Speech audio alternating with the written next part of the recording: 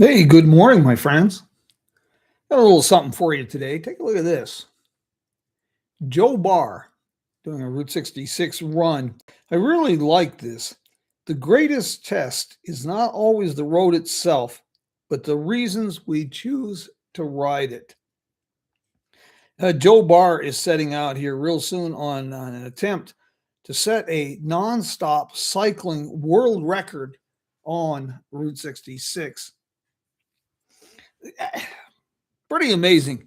Route 66 is almost from its inception, largely initially the work of the U.S. Highway 66 Association, kicked off by Cyrus Avery and a group of visionaries. And it's been the road of dreams.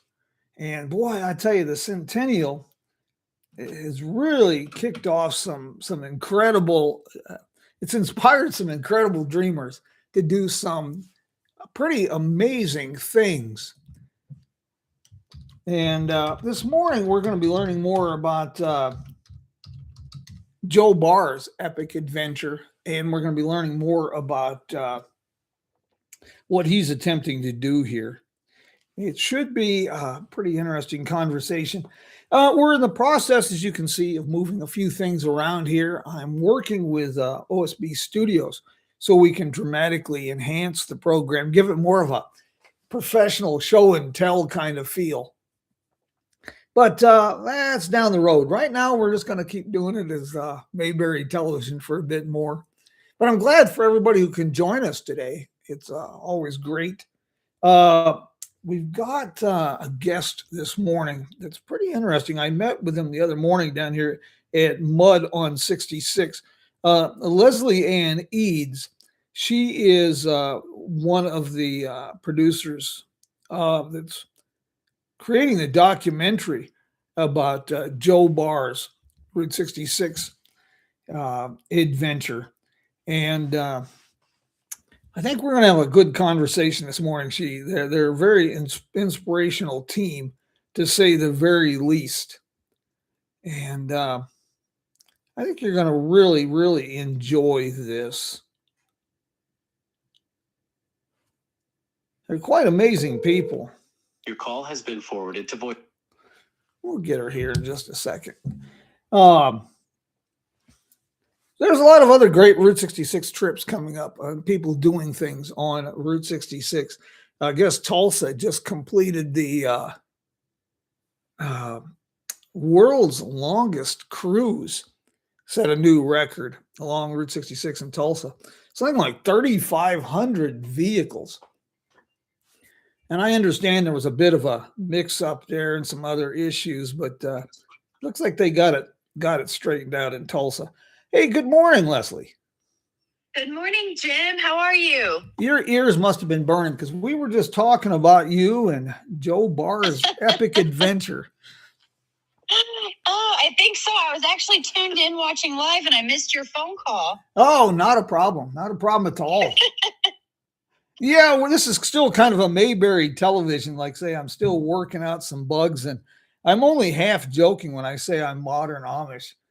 This technology stuff just intrigues. Well, the most amazing thing for me about all this technology is when I start tinkering with it and something works. And that just astounds me. So, how are you doing? You getting ready for this big adventure? We are getting ready. We spent the morning yesterday doing some food prep, going through our shot list, and today we're going to do some laundry and then head over and see the crew with Joe. And I've got Matt here with me too. Good. Hey, Jim. How are you this morning, sir? I'm so good. Yeah, we do. We're waking up in the San Bernardino National Forest this morning, and we're working our way to the pier. God bless. Great. You guys are going to be, Joe's going to wear you guys out on this trip. Yeah, he definitely is. I think you might be right. And we know our executive producer, Pat, he was out getting some B-roll of Santa Monica Pier this morning. But we're all going to do our best to get sleep when we can. But I think you're right, Jim. Yeah. People like this, like Joe, are such an inspiration. and doing it on a high profile road like Route 66. I know a lot of people are going to be inspired what Joe is doing and what you're capturing. Uh, you may not be inspired to try to ride Route 66 in 5 days on a motorcycle, but this is a great example of living life, embracing life, encouraging people.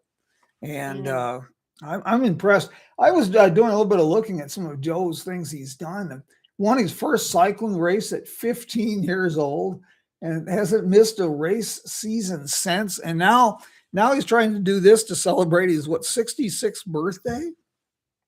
Yeah, so he'll actually turn 67 the week after he gets done. And so that was part of the timing of this, is getting it scheduled in time so he could finish it while he's 6 riding Route 66. God bless. I'd have trouble riding the bicycle to the end of the driveway. My gosh, this is exciting. So he's going to try to do this in like 5 days? So right now the schedule's 8 days. 8 days, and it's about riding about 300 miles per day, sleeping 2 to 4 hours a day. And Jim, I think a lot of people think of Route 66 as just, you forget the elevation. Yeah. The elevation gain on Route 66 is the equivalent of 2.5 Mount Everests of elevation gain. Yeah, well, from just from the Colorado River Valley to Flagstaff.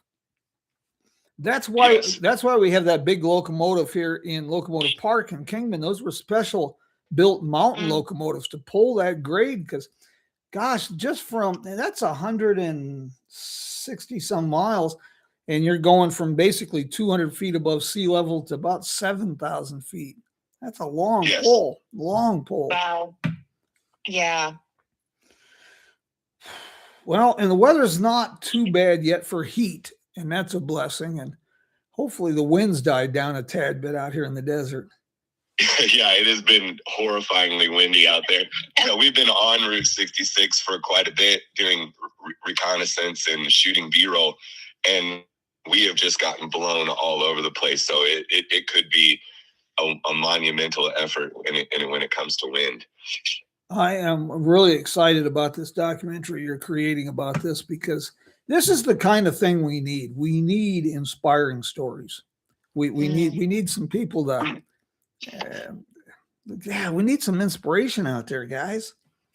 I feel that. I think that's one of the things that excites me most about this journey, and in this perspective, being able to capture it and share it with people is, like you said, not everyone's going to want to get on their bike and ride Route 66 in 8 days or less, but everyone has their thing.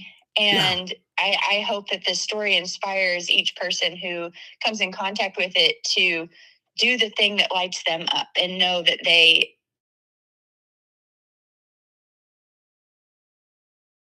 can.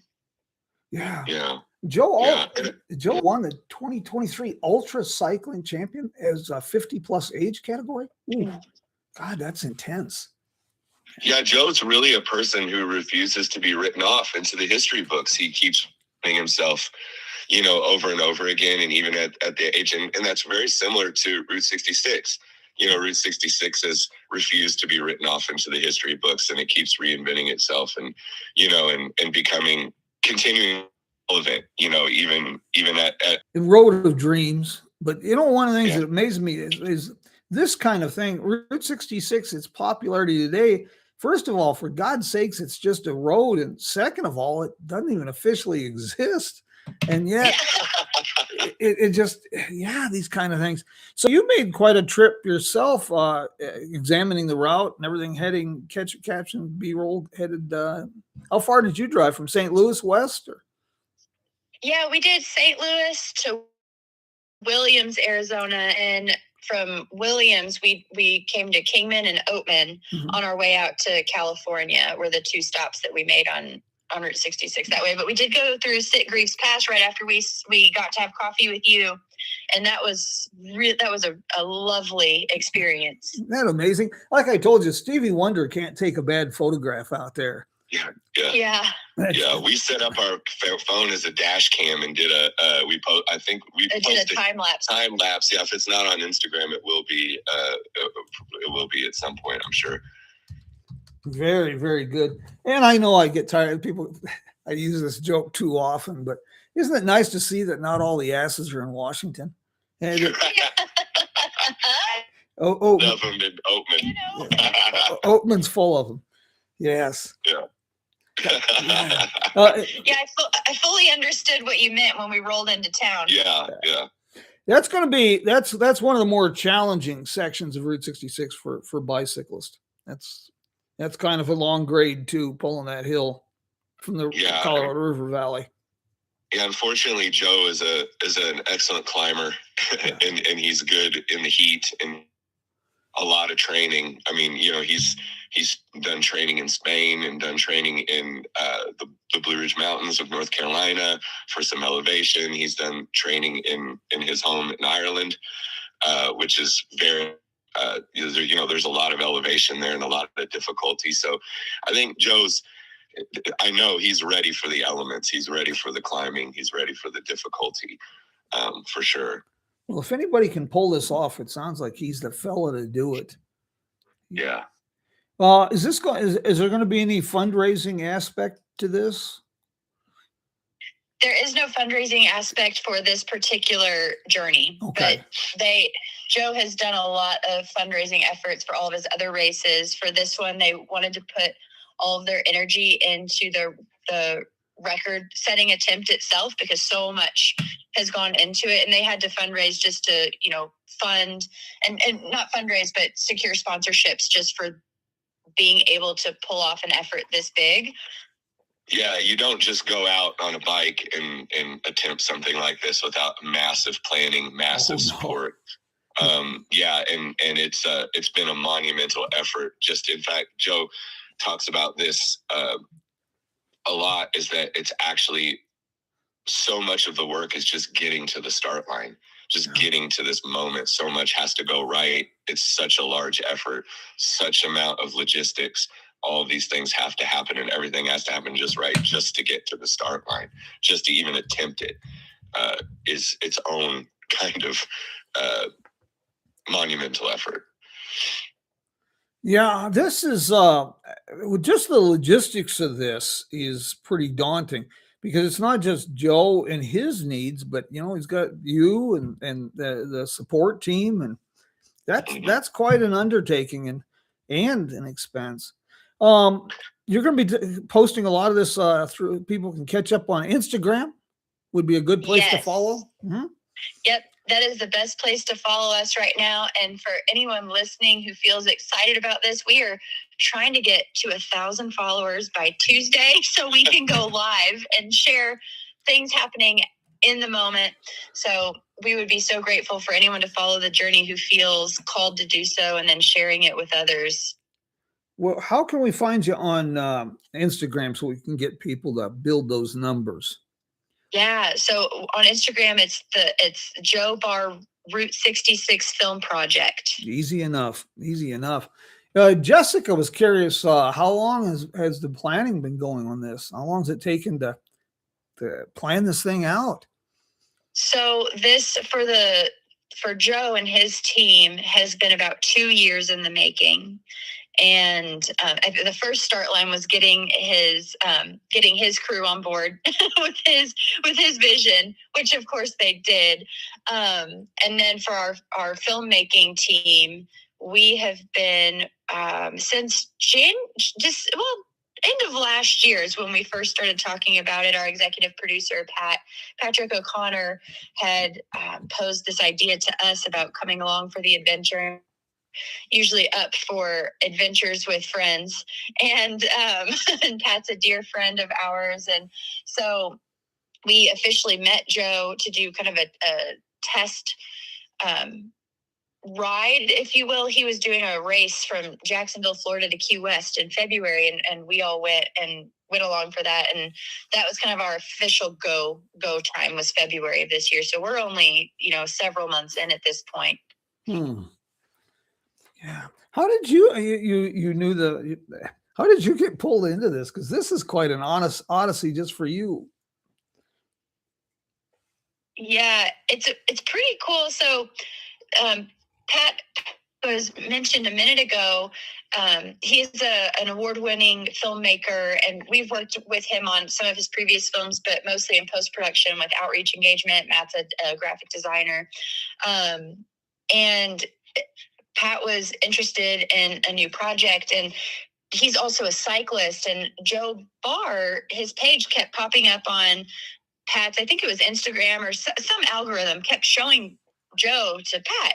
And so Pat had this idea of like, oh, this record attempt should, like, there could be a film about this. This needs to be captured. And he wrote Joe and asked if he'd be willing to, consider having a documentary filmmaking team with him. And then Pat reached out to us, and we're just the type of people to say yes to things like this. And he asked if we, wanted to be a part of the actual filmmaking, not just post-production for his next film. And we were just an immediate yes, without knowing details or logistics or, basically saying yes before we had time to think ourselves out of it. Yeah. And then I must say, once we got to know, we learned about Joe and Jill, his wife, and Mark Poland, his crew chief, and we learned when we met them and just really kind of fell in love with them as people. And these are people that are just doing amazing things, but they're also just like beautiful, amazing people at the same time. And it's just so easy to be with them and get excited about what they're doing, but just because they're just wonderful, wonderful people too. It's two things there. Number one, sometimes the best adventures are ones that you don't think about before you have time to talk yourself out of it or come up with, or have some common sense to say, what the hell am I doing? And amen. And then putting together a team where people respect each other and are comfortable with each other. That's so important, because another part of this with the schedule you guys are going to be keeping, there's a lot of stress in this. Yes. Yeah. Yes. Yeah, that's such a good point. And I think just even up until this process, just from the filmmaking, from the documentary filmmakers perspective, I feel like we have all been taking care of each other our own way and taking leadership and ownership of of the things that we have that are our strengths. And I know that once we're out there, it will be stressful. Confident we'll do our best to make sure we all have what we need, including rest and snacks, of course. Gotta have snacks. Yeah, gotta have snacks and our coffee, Jim. Yeah, coffee. Yes, coffee. I do a little bit coffee, probably a gallon a day sometimes. Yeah. This is there's so many challenges on this thing. The time that's going to have to be spent on the interstate highway, that's always a worry. Yeah. Will you have someone fall behind, kind of controlling traffic, or just? Yes. So he has the van that follows him is named Bubba. So and Bubba will have his crew chief, Mark Poland, and then his wife, who's also his nutritionist. She's the one that is behind the scenes really coordinating all things health related for Joe. So she'll be monitoring his vitals, preparing all of his food, all of his water, just everything that he needs. And that one vehicle will be behind him nearly. There's a couple points in the route where, Joe, depending on traffic, might get on a greenway trail here and there, but otherwise they'll be right behind him. And he can only have one vehicle behind him as well. So even for our team, we cannot ride behind Bubba per the world record. There's a lot of rules. So we'll be leapfrogging, but he will have his vehicle, and there are signs, there are lights. And so anyone traveling along 66, if you see a cyclist with a flashing lights band behind it, that might be Joe Barr. You're very good. That's something I never thought of. Is this a Guinness Book of World Records attempt? It is. And they're pretty strict on rules. I never gave that much thought. Yeah, it's Yes. it's actually a little scary from our perspective because there's a lot of rules that we have to maintain and we have to be very careful. And there's also a ultra world endurance. I can't remember The World Ultra Endurance Association. Yeah, there's also the rules for that association.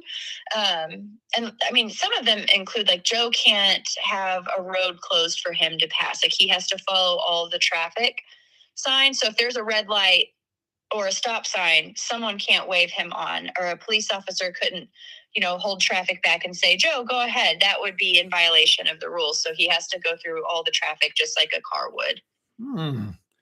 They're not making this any easier, are they? No, they do not make it easy. Yeah. Illinois has got some, they've done very well in Illinois with long sections of what they did during World War II is a lot of Route 66 was made into a 4-lane highway. And then when Route 66 was decommissioned, decertified, they let those sections go. And a lot of counties have turned those into greenways, bicycle trails. So they've got some real good sections of Route 66 that are now just bike trails. Yeah, I think our very first stop was a section like that. It was the old Chain of Rocks Bridge in Granite City. Yeah, that's quite a river crossing. That's so nice for bicyclists. To kind of gives them a chance to kind of escape St. Louis, because even St. Louis, yeah, I could talk about that sometime. St. Louis is just at times people talk about LA, but I think St. Louis just might give them a run for the money. Oh, it's interesting. It's good to know. Yeah. Let's pay special attention there. Guys, this is really going to be an exciting endeavor. When do you set out? We set out on, I'm not sure. I think, what day of the week are we on now? Sunday? Yeah. We set off on Tuesday, June 2nd. Okay. Ooh. And you're at 5 a.m. Yeah, 5 a.m. on the pier. On Santa Monica Pier. I wish I could tell you traffic will be a little lighter in LA at 5 a.m., but I've never found a time when traffic's light in LA. Yeah. And Pat's been doing reconnaissance there, and actually at 4 or 5 in the morning, it's actually pretty light, but it will pick up very quickly because it'll take Joe a while to get out. Sure. Los Angeles area. So by 9, 10 in the morning, it could get pretty wild. Yeah. Oh, people complained about, I tease people over there a lot because I have trouble in any town with more than 3 stoplights. And I start feeling crowded. But people have been complaining about the traffic on Route 66 in LA since at least 1940. So that's part of the Route 66 experience as well.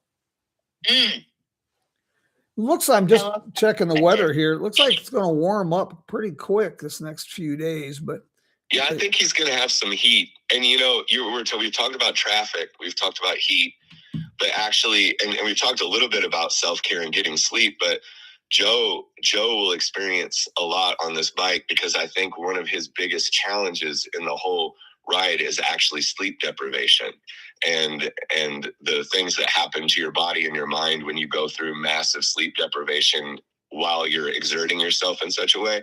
So that's part of the interest in following along, especially with us on Instagram, and then watching the film afterwards, is to see what a human body goes through and what your mind goes through on a challenge like something like this.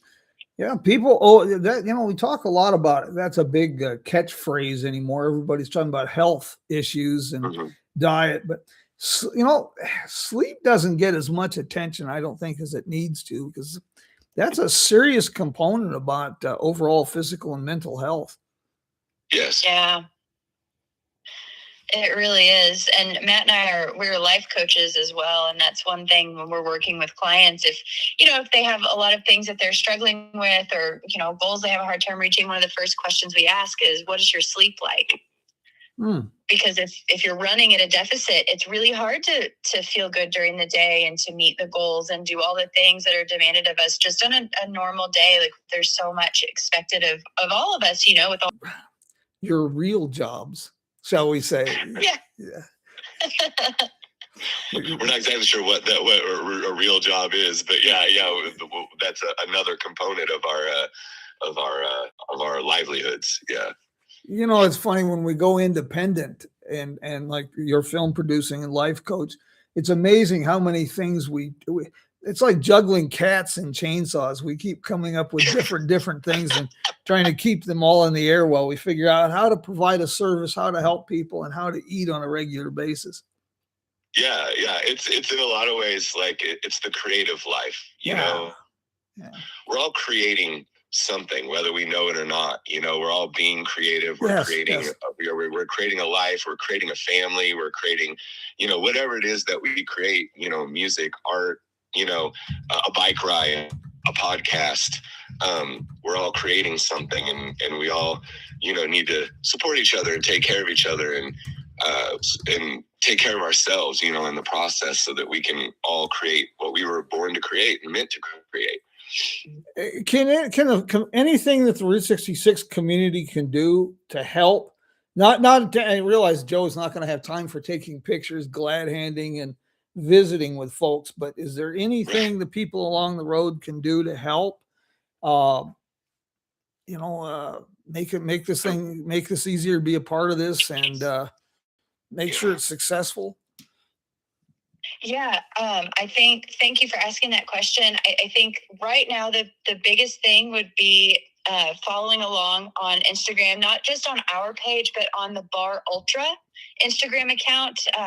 Joe's partner, Jillian, will be going live and having a really up close behind the scenes of what Joe is going through. And then the other thing is in the link in the bio in our Instagram, there's actually a live tracking link so that anyone can click given time. And I would say if you were to just root for you. Okay. Make some noise, clap. Blow some horns, bring out your tubas. Yes. Him or us in person, notes of support on Instagram.